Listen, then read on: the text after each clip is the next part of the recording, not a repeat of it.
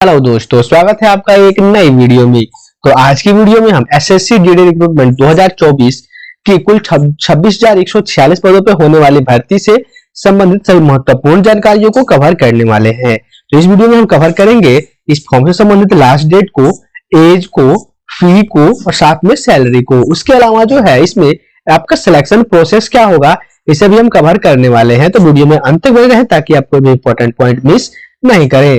साथ ही अगर आप चैनल पर नए हैं तो चैनल को सब्सक्राइब करके बेल आइकन को प्रेस जरूर कीजिए ताकि आने वाले वीडियो का नोटिफिकेशन आपको मिलती रहे। तो आइए वीडियो को शुरू करते हैं। सबसे पहले हम इंपॉर्टेंट डेट को देखते हैं जिसमें हमारा फॉर्म भरना शुरू होगा 24 नवंबर 2023 से। वही फॉर्म भरने की अंतिम तिथि जो है 31 दिसंबर 2023 रखी गई है एसएससी के द्वारा। वही अगर हम बात करें पेमेंट करने की तारीख को, तो पेमेंट करने का अंतिम दिन जो है वो 1 जनवरी 2024 रखी गई है। साथ में अगर आप अपने फॉर्म में किसी तरह का करेक्शन करना चाहते हैं तो इसके लिए 4 से 6 जनवरी तक आप करेक्शन कर सकते हैं। साथ में आपका एग्जाम डेट जो है वो 20 फरवरी से लेकर के 12 मार्च 2024 तक होगा, जो कि आपको CBT यानी कंप्यूटर बेस्ड टेस्ट होगा, जिसमें आपको कंप्यूटर पे आपका एग्जाम देना होगा। एडमिट कार्ड जो है वो आपको एग्जाम के पहले अवेलेबल करवा दिया जाएगा एसएससी के द्वारा। तो अगर हम बात कर ले एप्लीकेशन फी की, तो एप्लीकेशन फी जो है एसएससी कांस्टेबल जीडी में आपको लगने वाला है वो जनरल, ओबीसी और ईडब्ल्यूएस के लिए कुल 100 रुपए का एप्लीकेशन फी लगेगा। साथ में अगर आप एससी एसटी या फिजिकली हैंडिकैप्ड है तो फिर आपका फी जो है वो एग्जेम्प्टेड है। और साथ में अगर किस सभी कैटेगरी के महिलाओं के लिए भी इसका एप्लीकेशन फी जो है वो एग्जेम्प्टेड रखा है एसएससी ने। अगर हम बात करें मोड ऑफ पेमेंट की, तो इसके लिए आपको debit card, credit card, net banking का उपयोग करके आप पेमेंट कर सकते हैं। साथ में ई चालान का उपयोग करके भी आप पेमेंट करना चाहें तो पेमेंट कर सकते हैं। उसके अलावा आप यूपीआई से भी अपना पेमेंट कर सकते हैं। अब हम बात कर लेते हैं एज की। तो एज जो है आपको 1 जनवरी 2024 से कैलकुलेट किया जाएगा, जिसमें आपका मिनिमम एज जो है 18 ईयर और मैक्सिमम जो है वो 23 साल का होना चाहिए। वही अगर हम बात करें एज रिलैक्सेशन की, तो एज रिलैक्सेशन जो है एससी एसटी के लिए 5 साल का, ओबीसी के लिए 3 साल का और एक्स सर्विसमैन के लिए 3 साल का आपको छूट मिलने वाला है। वहीं अगर जो है हम बात कर ले आपको वैसे छात्रों के लिए जो कि आपको children are depend of victims killed in 1984 riot में, यानी कि 1984 के जो दंगों में जो लोग मरे हैं, जो मतलब कि उनके अगर आश्रित कोई बच्चा है तो फिर उसको 5 साल का छूट मिलने वाला है। वही जो है आपको उस तरह के चिल्ड्रन और डिपेंडेंट विक्टिम जो होंगे उनके लिए भी 10 साल की छूट मिलने वाली है। तो यहाँ पे एससी एसटी ओबीसी और एक्स सर्विसमैन के लिए 5 साल, 3 साल और 3 साल की छूट मिलने वाली है। वही अगर हम बात कर ले इसके वैकेंसी के लिए, मतलब इसमें क्या क्या आपकी एलिजिबिलिटी क्राइटेरिया होनी चाहिए, तो इसमें जो है आप बीएसएफ, सीआईएसएफ, सीआरपीएफ, आईटीबीपी, उसके बाद जो असम राइफल एआर, एसएसएफ और एनसीबी, इन सब के लिए जो है आपको मैट्रिक पास आप होने चाहिए, यानी कि किसी भी रिकॉग्नाइज्ड बोर्ड से इंडिया के आप अगर 10th पास है तो फिर आप इस फॉर्म को भरने के लिए एलिजिबल है। तो ये है आपके कुल 26,146 पदों पर भर्ती आपकी होने वाली है एसएससी जीडी के द्वारा। उसके बाद अगर हम बात कर लेते हैं एसएससी जीडी में फिजिकल एलिजिबिलिटी क्या रखी गई है, तो इसके लिए फिजिकल एलिजिबिलिटी जो है वो हाइट जो है आपका 170 सेंटीमीटर होना चाहिए मेल, जनरल, ओबीसी और एससी एसटी के लिए। वहीं अगर हम मेल एसटी की बात करें हम, तो 162.5 सेंटीमीटर आपकी हाइट होनी चाहिए। वहीं फीमेल की बात की जाए तो जनरल, ओबीसी और एससी के लिए आपको 157 सेंटीमीटर की हाइट होनी चाहिए और साथ में अगर एससी कैटेगरी की महिला है तो उसको जो है 150 सेंटीमीटर का हाइट होना चाहिए। वहीं अगर बात करें चेस्ट की, तो चेस्ट जो है 80 से 85 सेंटीमीटर जो है मेल आपको जनरल, ओबीसी और एससी के लिए रखा गया है। वहीं एसटी के लिए जो है 76 से 80 सेंटीमीटर जो है आपके चेस्ट होना चाहिए। वहीं जो है फीमेल के लिए एलिजिबल नहीं है, यानी कि नॉट एप्लीकेबल। वहीं अगर हम रनिंग की बात कर ले तो रनिंग में जो है 5 किलोमीटर जो है आपको 24 मिनट में दौड़ना है। वहीं जो है एससी एसटी के लिए भी उतना ही आपकी क्राइटेरिया रखी गई है, रनिंग क्राइटेरिया।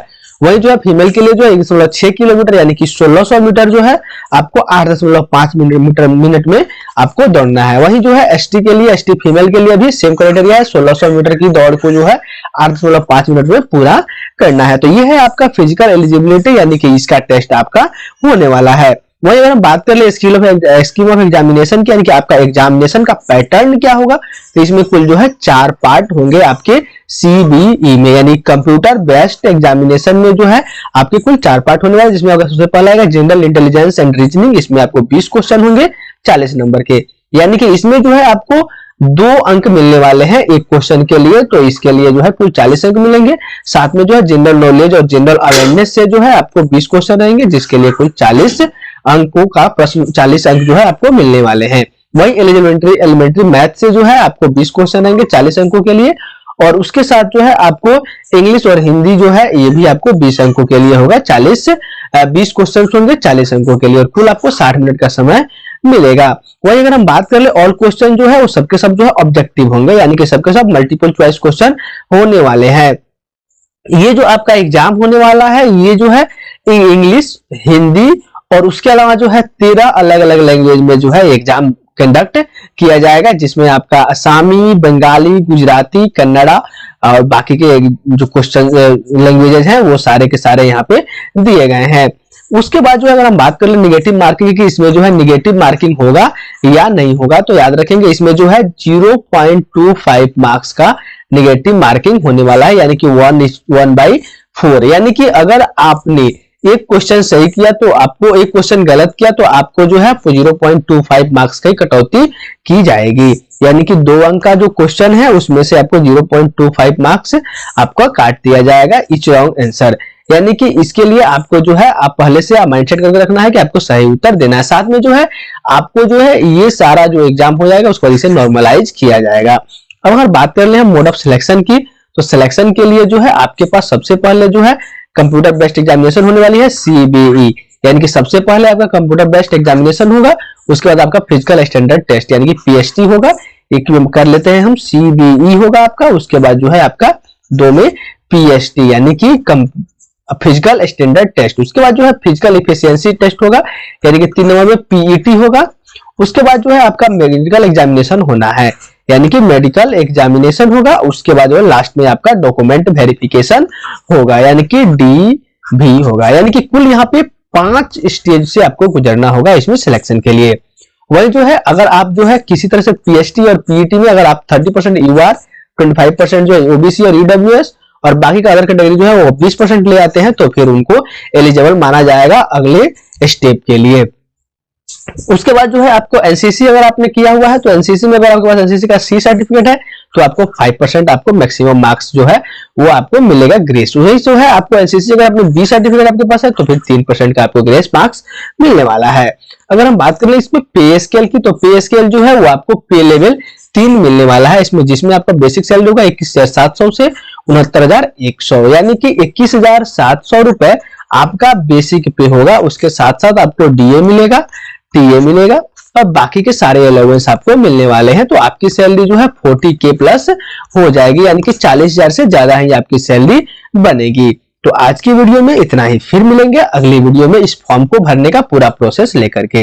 अगर आप चैनल पर नए हैं चैनल को सब्सक्राइब कर लीजिए और बेल आइकन को प्रेस कर दीजिए ताकि आने वाले वीडियो की नोटिफिकेशन आपको मिलते रहे। जय हिंद।